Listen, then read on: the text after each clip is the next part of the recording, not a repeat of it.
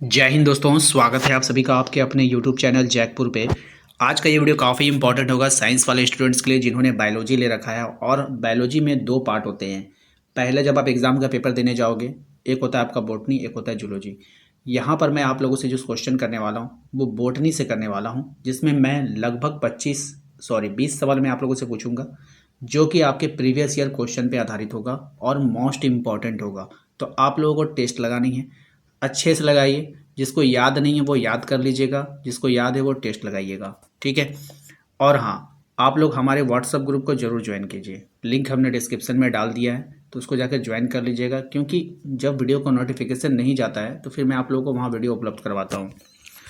आइए, बॉटनी। सबसे पहला सवाल आपके स्क्रीन पर।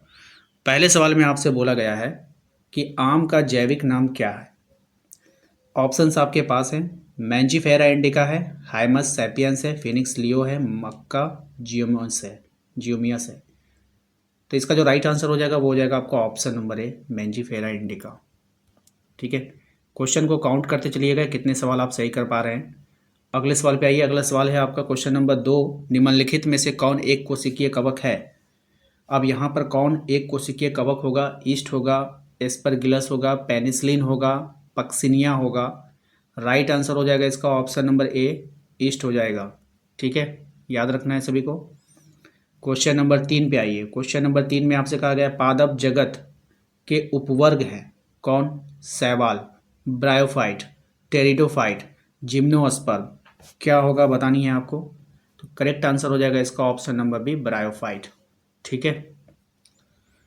आइए अगले सवाल पे आते हैं। आलू का कंद एक रूपांतरित है। अब ये जो आलू का कंद है वो रूपांतरित है क्या चीज़ का। पत्ती है, तना है, जड़ है, या फिर इनमें से कोई नहीं। तो इसका राइट आंसर हो जाएगा आपका क्या है, ये तना है, ठीक है।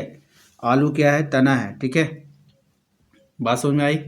आपको हमें कमेंट बॉक्स में कमेंट कर कर बताना है ये जो अदरक है, ठीक है, अदरक क्या है, पत्ती है, तना है, या फिर जड़ है। तीन ऑप्शंस में कमेंट में हमें इसका आंसर करके दीजिए आप लोग। आइए क्वेश्चन नंबर 5 पे आते हैं। क्वेश्चन नंबर 5 में आपसे बोला गया दिए गए पुष्प के चित्र में ए और बी की पहचान करना है, ठीक है। तो यहाँ पर मैं चित्र तो नहीं बना पाया क्योंकि चित्र बनाना काफ़ी टफ हो गया था। तो इसका जो राइट आंसर था वो जयांग और पुंकेसर। तो देखिए, एक तरह का जो फूल होता है ना, मान लो कि ये फूल है, ठीक है, ये फूल है। तो फूल में जो सबसे ऊपर वाला ये भाग जो रहता है ना, ये जयांग में चला जाता है, और यहाँ पे फूल पत्ती के साथ यहाँ से जो निकला रहता है ना, उसको पुंकेसर बोलते हैं, ठीक है। बात समझ में आई। हमने ऐसे डायग्राम बना के आपको समझा दिया। मैंने बहुत कोशिश किया कि पिक्चर लगाऊं पर मुझसे लग नहीं पाया, ठीक है ना। आइए अगले सवाल पे आते हैं। क्वेश्चन नंबर 6 पे कह रहा है कि पौधों में वृद्धि के लिए उत्तरदायी ऊतक क्या है।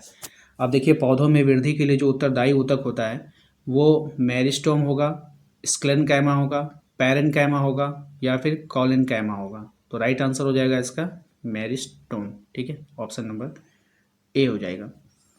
क्वेश्चन नंबर आते हैं 7 पे। क्वेश्चन नंबर 7 में आपसे बोला गया प्रोकैरियोटिक कोशिकाओं के रेबोसोम होते हैं, ठीक है। कितने होते हैं आपको बतानी है। 50s, 30s, 70s, 80s। सही जवाब हो जाएगा इसका ऑप्शन नंबर सी, 70s, ठीक है, याद रखिएगा। क्वेश्चन नंबर 8 पे आइए। क्वेश्चन नंबर 8 में बोल रहा है crossing over takes place in which phase of meiosis. ये सवाल आप लोगों के प्रीवियस ईयर में पूछा गया सवाल है, इसलिए इसको ध्यान में रखिएगा। ऑप्शन ए इसका राइट आंसर हो जाएगा, पूर्वावस्था 1।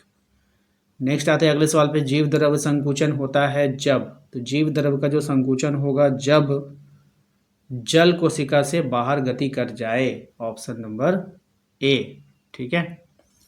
आइए क्वेश्चन नंबर आते हैं 10 पे। क्वेश्चन नंबर 10 में कहा गया है कि निम्नलिखित में से कौन सा एक पादपों के लिए सूक्ष्म पोषक नहीं है। तो कौन पादपों के लिए सूक्ष्म पोषक नहीं होगा। कॉपर, जिंक, लोहा, या फिर नाइट्रोजन। तो यहाँ पे आपका राइट आंसर नाइट्रोजन हो जाएगा, ऑप्शन नंबर डी हो जाएगा, ठीक है। आते हैं अगले सवाल पे। अगला सवाल देखिए, क्वेश्चन नंबर 11 में कह रहा है आपसे कि ग्लूकोज के एक अणु को ग्लाइकोलाइसिस से कितने पायरुविक अम्ल बनाते हैं। 2, 4, 6, 8। तो राइट आंसर इसका हो जाएगा आपका 2, ऑप्शन नंबर ए, ठीक है। अगले सवाल पे आते हैं। Question number 12। निम्नलिखित में से कौन पादप वृद्धि नियामक है। यानी पादप को वृद्धि के लिए कौन उत्तरदायी है आपको बताना है। Gibberellin, ethylene, auxin, cytokinin. अब देखिए यहाँ पे इसके आंसर में अगर हम बात करें कि पादप वृद्धि नियामक की बात करें तो जिब्रेलिन जो होता है ये भी है, एथिलीन भी है, ऑक्सिन भी है और साइटोकाइनिन भी है। ठीक है, ये चारों जो है पादप वृद्धि नियामक कहलाते हैं। 4 प्रकार के होते हैं, 5 प्रकार के होते हैं। ठीक है, जिसमें एक एब्सिसिक एसिड होता है। ठीक है, तो पादप वृद्धि नियामक जो होते हैं, ये पादप वृद्धि नियामक जो होता है वो 5 प्रकार का होता है, जिसमें आपका एक जिब्रेलिन यहाँ पे दे दिया है, एथिलीन दे दिया है, ऑक्सिन दे दिया है और साइटोकाइनिन दे दिया। एक बच जाएगा आपका तो एब्सिसिक एसिड। ठीक है, क्या हो जाएगा? Abscisic acid. अब यहाँ पर 5 प्रकार के होते हैं, जबकि चारों इसमें से, अब इसमें से एक को सिलेक्ट करना है, तो ये थोड़ा सा कन्फ्यूजन वाली बात होगी। आप लोग हमें कमेंट करके बताओ आप लोग इसका आंसर क्या करने वाले हो, 12 का क्या आंसर कर रहे हो। और मैंने जब इसके प्रीवियस ईयर को चेक किया तो जैक ने इसके आंसर को एथिलीन बताया। ठीक है, ऑप्शन नंबर बी। लेकिन जब मेरे अकॉर्डिंग तो आप लोगों को जो पादप वृद्धि नियामक जो होता है वो 5 प्रकार के होते हैं। ऑक्सिन होगा, जिब्रेलिन होगा, साइटोकाइनिन होगा, एथिलीन होगा और एब्सिसिक एसिड होगा। तो यहाँ पे चारों तो नाम मैच कर रहा था, तो इसका आंसर करना थोड़ा सा टफ हो गया। तो यहाँ पर फिर मैंने जैक बोर्ड के जो क्वेश्चन पेपर का एनालिसिस किया अच्छे से, तो वो जो है इसको आंसर को, जब आंसर की जैक बोर्ड जब जारी करता है तो उसने आपको एथिलीन बताया। ठीक है, बाकी आप इसका जो है निर्णय आप खुद ले सकते हो, बायो के स्टूडेंट हो तो प्लीज़ हमें कमेंट कर बताइएगा ताकि हम इसका सही निर्णय ले सकें। चारों होगा इसमें या फिर सिर्फ बी को आप लोग ऑप्शन करने वाले हो। ठीक है, चलिए आइए अगले सवाल पे आते हैं। अगला सवाल है, कोशिका झिल्ली की तरल कृमिर नमूना प्रतिपादित किया था किसके द्वारा किया गया था? तो सिंगर एवं निकोलसन के द्वारा किया गया था। ऑप्शन नंबर ए इसका राइट आंसर हो जाएगा। क्वेश्चन नंबर आते हैं हम लोग, पत्ती के मध्य में उपस्थित सुस्पष्ट सिरा क्या कहलाता है? तो पत्ती के मध्य में उपस्थित सुस्पष्ट सिरा क्या कहलाएगा वो आपको बतानी है। सही जवाब हो जाएगा आपका मध्य सिरा। ठीक है, तो सीधी सी बात है, इसमें तो कोई ज़्यादा लॉजिक लगाने वाले, मध्य में उपस्थित है तो मध्य सिरा। इस तरह से ट्रिक से याद कर लेना है सभी को। क्वेश्चन नंबर 15 की बात करें तो इसमें कहा जा रहा है आपसे कि जल का कोशिका भित्ति से होकर गमन करना क्या कहलाएगा? तो जल का कोशिका भित्ति से होकर गमन करना एपोप्लास्ट कहलाएगा। क्या कहलाएगा? एपोप्लास्ट कहलाएगा। क्वेश्चन नंबर आते हैं 16 पे। इसमें कहा गया है आपसे कि बताइए वायवीय श्वसन में एक ग्लूकोज अणु से उत्पन्न एटीपी अणुओं की कुल संख्या कितनी होगी?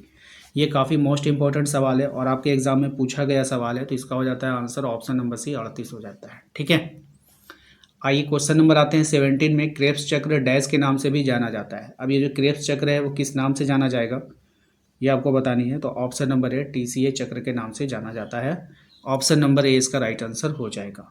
आइए अगले सवाल पे आते हैं। क्वेश्चन नंबर 18 पे कह रहा है कि सहचर कोशिकाएं सजीव होती है।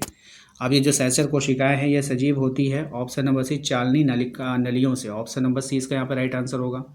नेक्स्ट आते हैं क्वेश्चन नंबर 19 पे। देखिए कह रहा है प्रकाश संश्लेषण में पहली प्रक्रिया है।